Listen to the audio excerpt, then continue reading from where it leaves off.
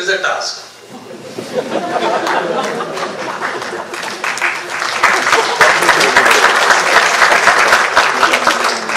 We will need a guideline or a manual how to read a DCPR.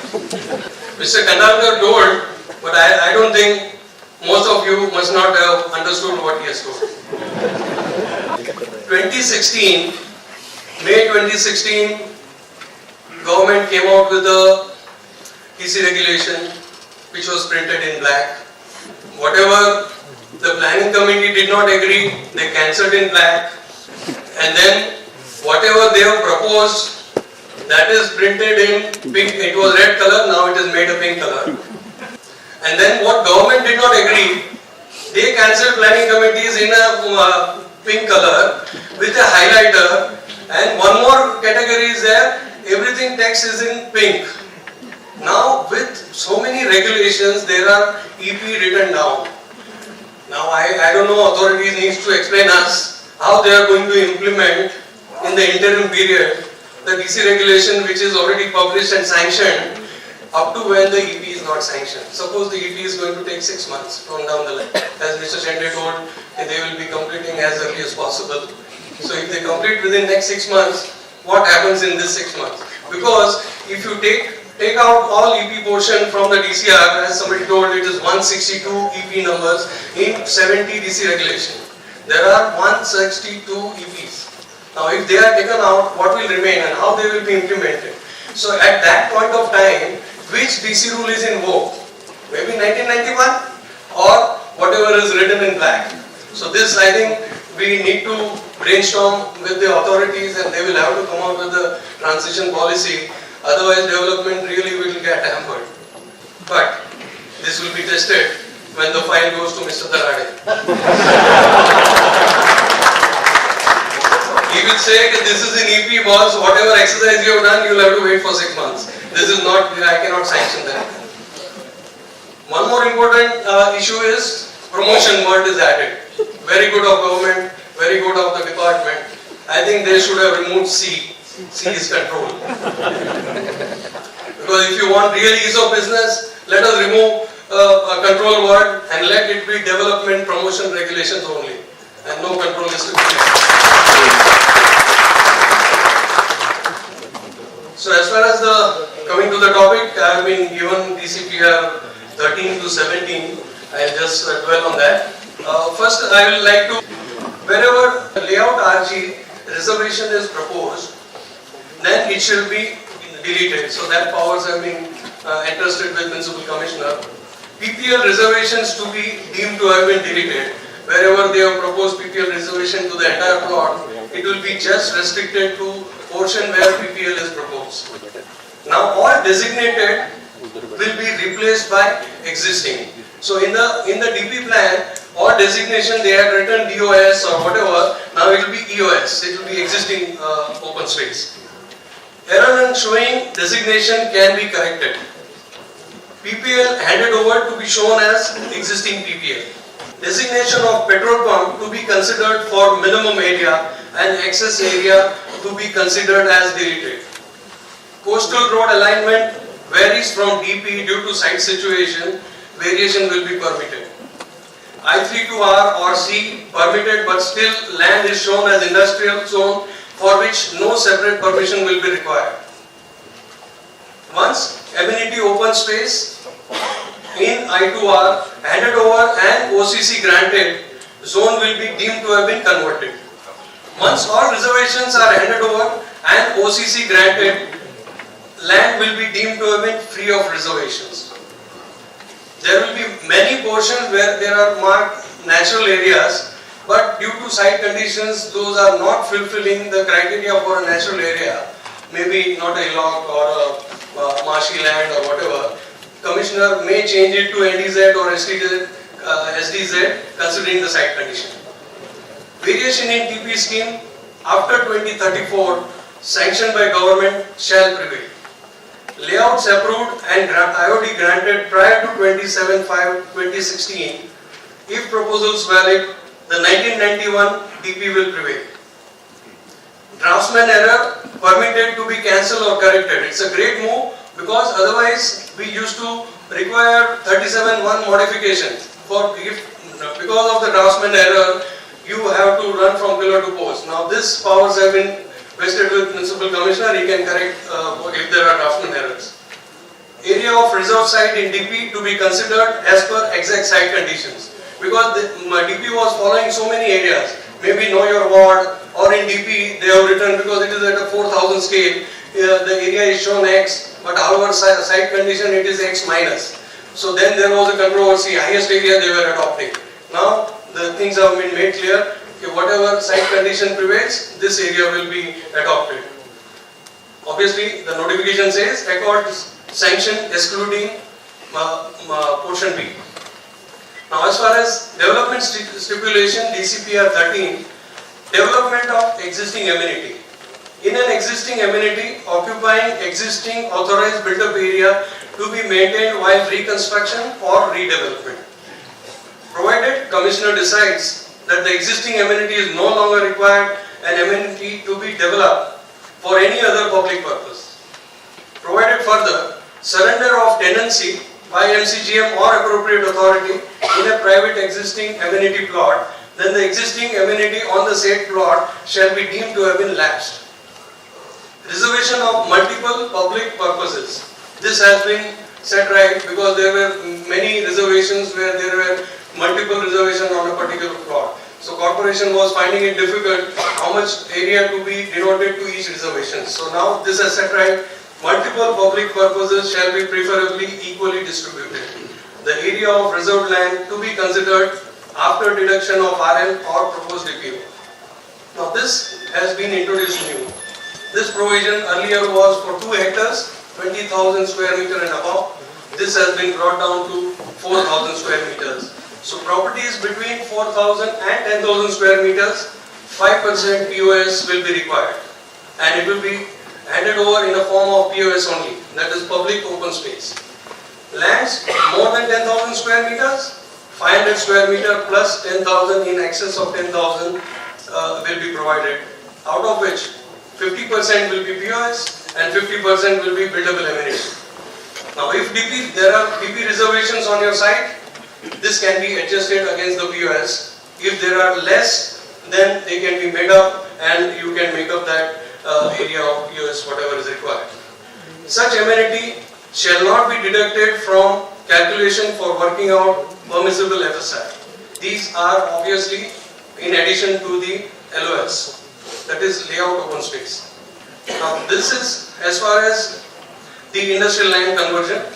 Obviously the rule remains same except for 2,000 square meters. Now government has proposed 4,000 square meters where you can provide 5% amenity but in a form of built up area. More than 4,000 up to 2 hectares it will be 10% and entire amenity to be POS. Now this will they have accelerated according to the areas and it is not a flat percentage which earlier they were adopting. Now between 2 hectares and 5 hectares, 2,000 square meter plus 20% area above 2 hectares.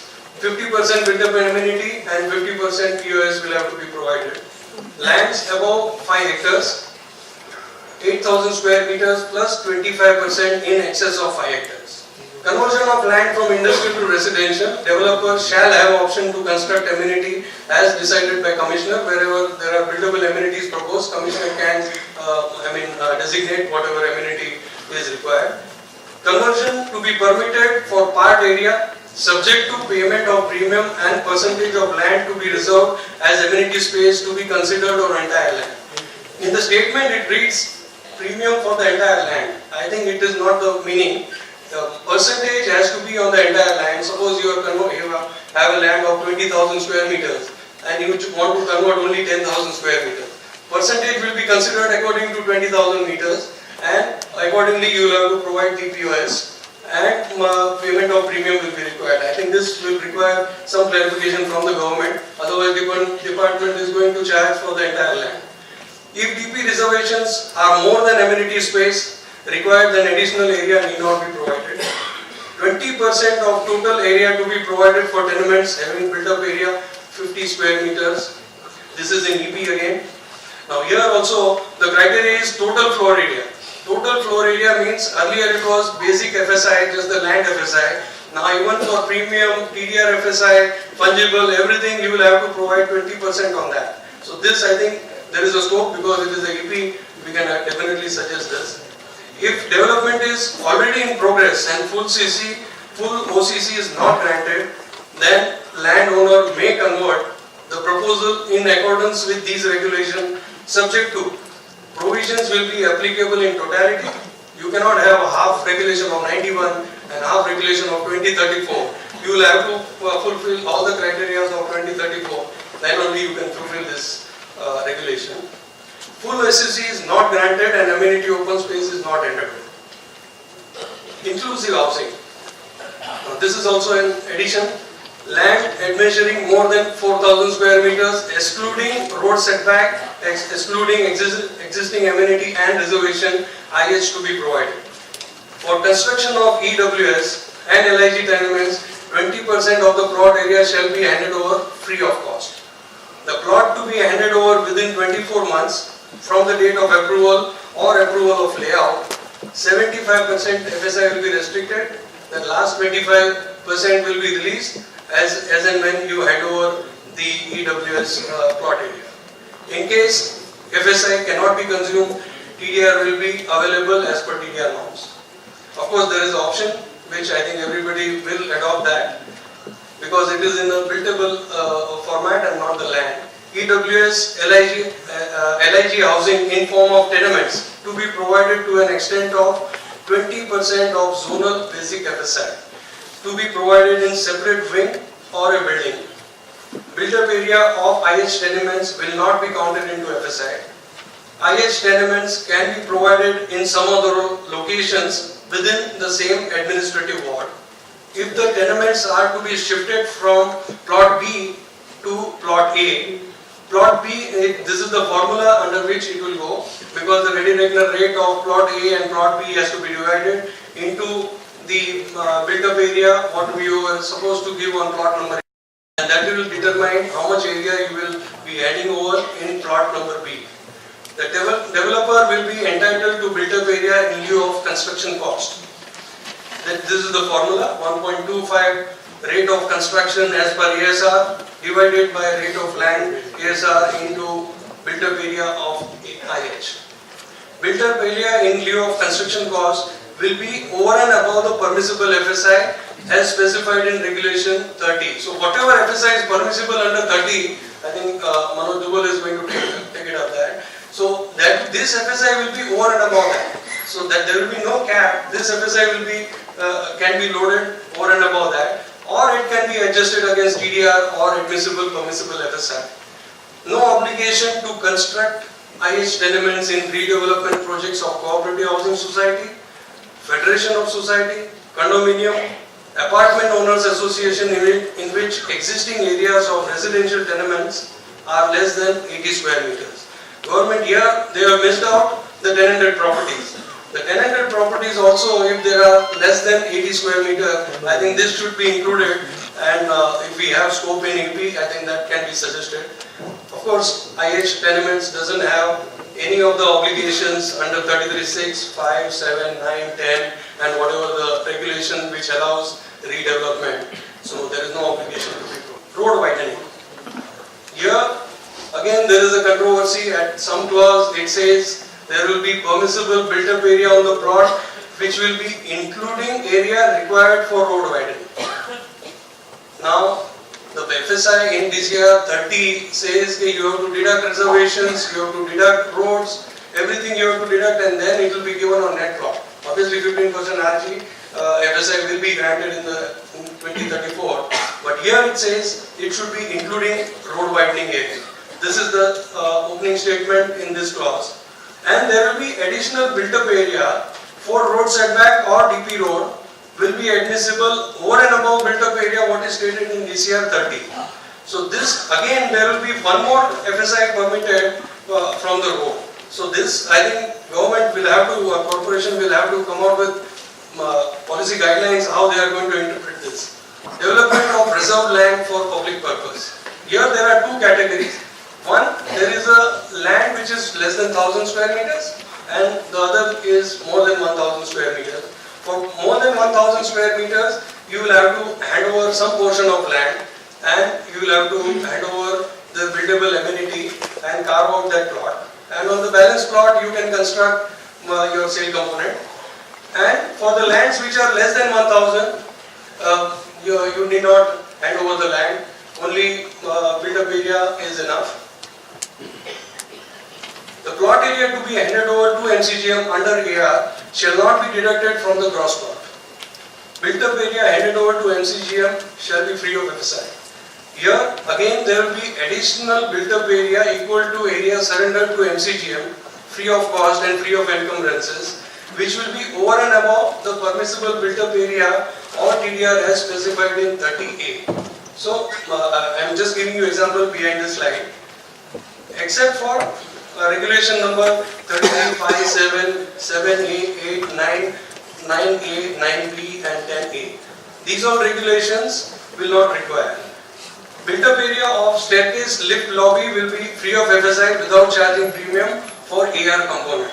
So whatever staircase area you are going to propose for the MCGM portion, there will be no premium. And these all will be given free of premium, obviously free of FSI, and only the construction part will be required. Built-up area in lieu of construction cost shall be as follows. I hope construction will be given along with the staircase lift lobby, because developer is going to spend for this. So this rate should be, the built-up area should be considered along with the staircases. And built-up area in lieu of construction cost shall be as follows: 1.25 rate of cost of construction as per ASR divided by rate of developed land as per ASR multiplied by built-up area of constructed amenity. Now this is an example which we have proposed where it is an ROS 1.4, which is a public open space. Now in this case, you can develop either, you have two choices. One, you surrender the land, or you go under accommodation reservation policy. Now if you go under, obviously if you surrender the land, if you are in an island city, you will get 2.5 times TDR, and if you are in suburbs, you will get twice the TDR. For accommodation reservation, you will have to hand over 70% of the land to MCGM, and 30% of land you can retain and develop the building. Now here, how the FSI calculation will go. So basic FSI, plot area considered is 2000 square meters. So basic FSI is 1, that is 2000 meter. Premium FSI is 0.5, that is 1000 meters. Here it is abutting to 30 meter roads, so FSI TDR admissible will be again 1, so 2000 square meter again. Incentive FSI towards the land surrendered to MCGM, that is 2000 into 0.7. So this will be 1400 square meters, total adding up to 6400 square meters you can load. Now whether you can consume or not, that is another aspect, obviously. So at least they have given the provision. So most of the airport zones areas, I think they will have to just have a tree. They will not be able to construct. But again, there is a provision. You can float it and take a TDR of unutilized portion. And fungible will be over and above this. Another example we have taken is for RE 1.2, which is primary and secondary school. Now how you can develop that land? That obviously surrender of land against the TDR, or you can construct school for what it is designated or what it is reserved. You can construct school, you can enjoy entire school and retain the school itself. You don't need to hand over anything. Or accommodation reservation. Now accommodation reservation, how it will work. Now here also we have considered plot area as 2000. So 2000 out of that the area says 50% you have to hand over land and 50% you have to hand over built-up area. So rear portion we have denoted as land which will be surrendered to MCGM, and the yellow portion which is denoted, it is the built-up area which will be handed over to MCGM. Now how the FSI will work here also. So basic FSI 2000, premium FSI 1000, premium permissible TDR again abutting to 30 meter road, so 2000. Incentive FSI, that will be 2000 meter into 50%. Whatever land you are surrendering to corporation, that will be given as an incentive FSI, that will be 1,000. Now built up area, according to whatever the formula is, we have taken ASR rate of 50,000 rupees for the land and 27,000 as per the ready regular rate for the construction. So here 675 square meters you can propose over and above that. So totaling to 5675. So on a 2,000 square meter plot, almost you are consuming 2.7 or 2.8 plus the fungible FSI. So this is a great move. So wherever the reservations are proposed, I think landowner will not crib because he will get more FSI. Again, consumption is going to be issue. So how we will be able to meet the challenges, that time will say. For cinema theatres, they have proposed 33% of the last licensed number of seats or 150 shall be provided. Cinema theatre having seats 1,000 and more, 300 seats shall be provided without insisting provision of 33% of the number of seats mentioned in the last license. One screen cinema theatre can be converted into multiple screens. Now here the major change has been proposed. Now you can propose as an AR also. If somebody doesn't want to run a cinema theatre, he can hand over that land and the designated allotted plot of the cinema theatre can be developed up to 2,000 square meters for lands and 40 square meters plus 50% of zonal basic FSI shall be handed over free of cost. So this is also a good provision because a lot of cinema theatres are just struggling to run because there was no scope for development. Now by this, I think area policy, they will be able to function. I think I've completed my presentation. Thank you.